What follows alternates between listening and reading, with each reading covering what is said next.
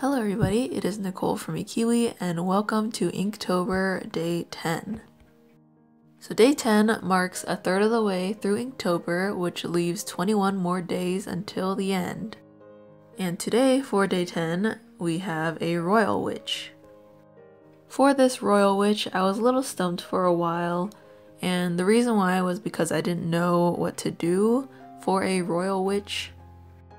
When I thought of the word royal, I just thought of something like a princess or a queen, and I was trying to think of really like fancy English clothes, but then I realized that I'm making a witch that is a royal and shouldn't particularly have to have those types of clothes.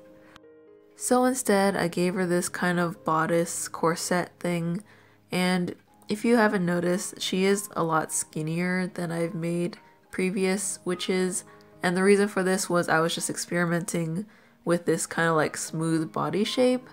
Kind of similar to the one I did yesterday, which was the Space Witch, where I just used one swoop of a line, I guess you could call it, just to see how it would look. And I'm just trying to play around with this body shape design.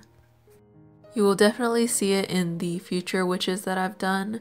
And I really like how it turned out, but I definitely want to experiment a lot more with different body types.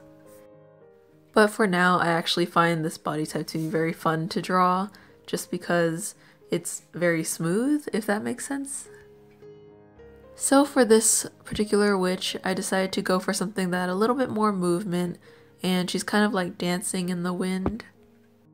I gave her some loose curls just to, I guess, signify that she has some kind of stylist, so she's kind of up there, and then at the tip of her hat she has this little sash that I remember seeing on all the princess hats that you would get when you're younger.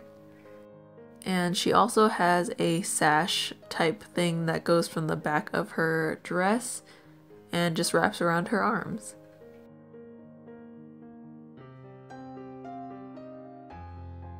So the color that I chose for this witch was an Artline marker in 82p, which is kind of this grape colored purple. The reason I chose this was because I remember hearing that purple was kind of a royal color, so I decided to go for that. However, when designing and coloring this witch, I had a little bit of trouble figuring out which part I wanted to be purple and black and white. And ultimately, the solution that I came up with was I tried to create this ombre effect on her sash.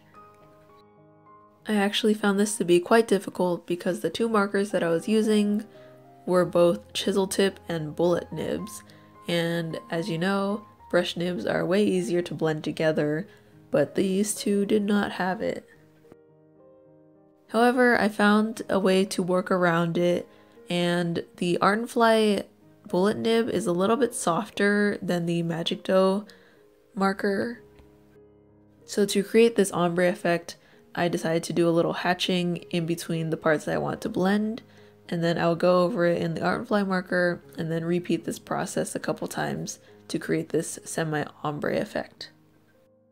And lastly, to give a little bit more color to her, I decided to give her some shading in her hair, and it kind of gives a little bit more dimension than if she just had white hair and white skin and a white skirt. So I decided to add a little bit more shading just to give a little bit more to her. Overall, I actually really enjoyed this piece. I like how it turned out, and I really like how the ombre looks. And a last minute thing I decided to add was a little bit of sparkle in her sash, because why not? So that about wraps up Day 10 of Inktober. I hope you guys enjoyed this Royal Witch. So with that, I want to thank you guys so much for joining me today. Keep drawing, keep painting, and I'll see you guys tomorrow. Bye!